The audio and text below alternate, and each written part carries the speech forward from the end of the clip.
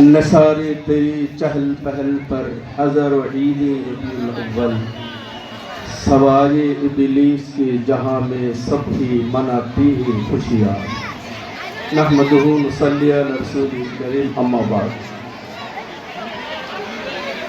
साहिब सदर ग्रामी कदर वाजिबुल एहतराम अस्करी मिलादुन नबी कमिटी सम्मानित सकल नेतृबृंद एवं पवित्र जश्न जुलूस ईद मिलादुन नबी सल्लल्लाहु अलैहि वसल्लम उपलक्षे आजकेर समस्त जुलूसेर समस्त नबी प्रेमिक भाई अस्सलामु आलैकुम व रहमतुल्लाहि ताआला व बाराकातुहू। आज के आमरा जे ईद मिलादुन नबीर जश्न जुलूस एटा सरकारीभावे घोषित राष्ट्रीयभावे पालित होच्छे सारा पृथिवीतेई समस्त आशिकाने मुस्तफा मदिना मुनाव्वरातेও সেই जश्न जुलूस ईद मिलादुन नबी पालित होच्छे।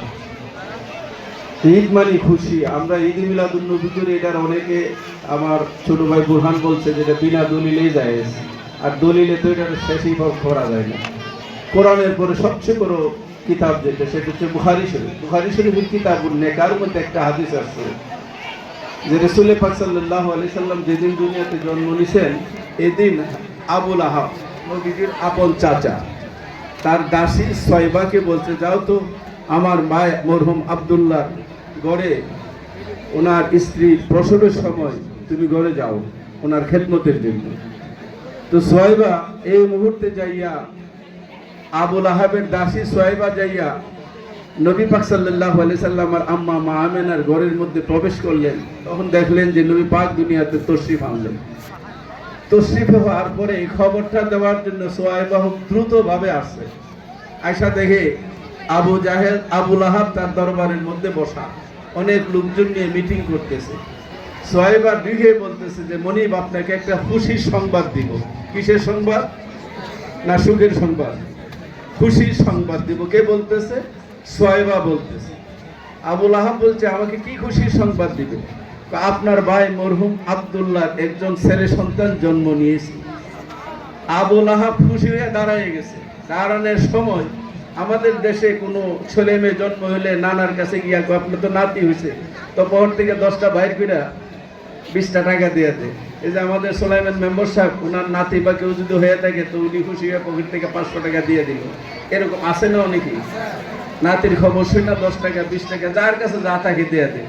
অনেক নানিরা গলার চেইন খুলে দিয়ে দেয়। কারে দেয়? যে খবরটা নিয়ে আসে।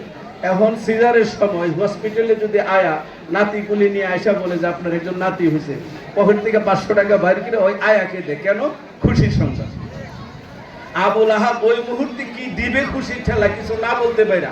সবচেয়ে বড় খুশি ছিল তৎকালীন সময়ে দাসী আজাদ করা হচ্ছিল, তৎকালীন সময়ে সবচেয়ে বড় দানবীরের কাজ এবং সবচেয়ে উত্তম কাজ। তা আবু লাহাব মনে করলো যে আর ভালো কাজ তো আমার কাছে কিছু নাই, আমি তোমার এই মুহূর্তে আজাদ করে দিলাম, মুক্তি করে দিলাম।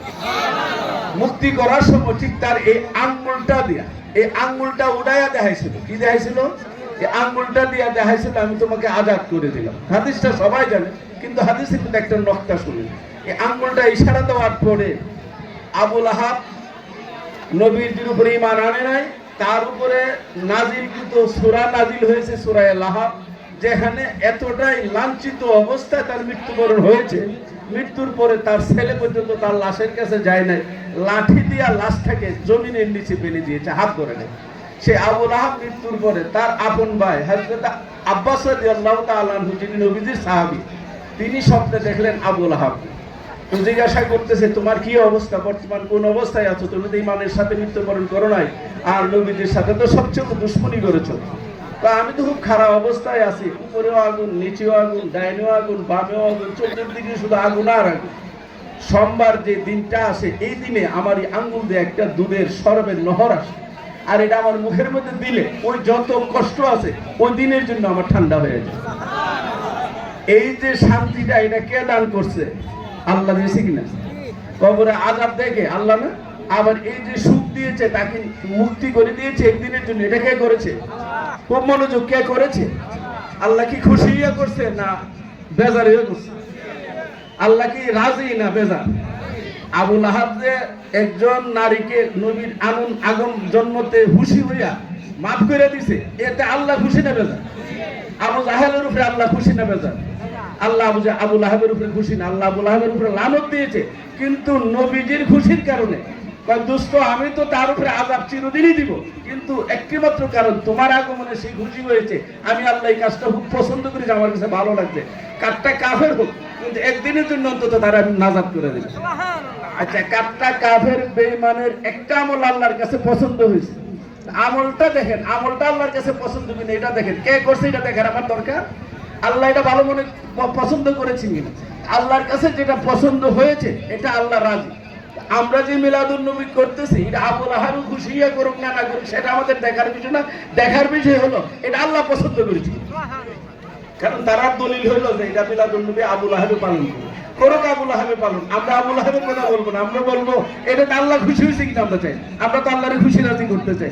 আল্লাহ যদি খুশি হইয়া মাফ করে দিতে পারে, শাহ আব্দুল হক মুহাদ্দিস দেহলভী বলেছেন যে আল্লাহ আবু লাহাবের মতন কাট্টা কাফের বেঈমানের উপরে কোরআনে একটা আয়াত নাযিল করেছে, তার উপরে লানত দিয়েছে, সেই আল্লাহ ইমানদার নবী প্রেমিককে রাহমাতুল লিল আলামিন মনে করে, নবীকে শাফিউল মুজনিবিন মনে করে, আল্লাহর প্রিয় রাসূল মনে করে, ওই নবীর আনন্দ যদি আগমনে যদি খুশি হয়, আল্লাহ আমাদের উপরে খুশি হবে কিনা? আল্লাহ কতটুকু খুশি হবে? আবু লাহাবকে মাফ করেছে একদিনের জন্য, আল্লাহ উম্মতকে মাফ করে দেবে চিরদিনের জন্য। ওয়া আখিরুদ দাওয়ানা আলহামদুলিল্লাহি রাব্বিল আলামিন। তাই কবি বলেন খুব সুন্দর একটা কথা, নসারে চহল পহল পর হাজারো ঈদে রবিউল আউয়াল সওয়ায়ে ইবলিস কে জাহাঁ মে সবহি মানাতি খুশি আয়ে। একমাত্র বেজার হয়েছে আল্লাহর জমিনের মধ্যে একজন, আর সবাই খুশি হয়েছে, সবাই নবীর আনন্দিত হয়েছে। আসসালামু আলাইকুম। এই মুহূর্তে আসলে প্রধান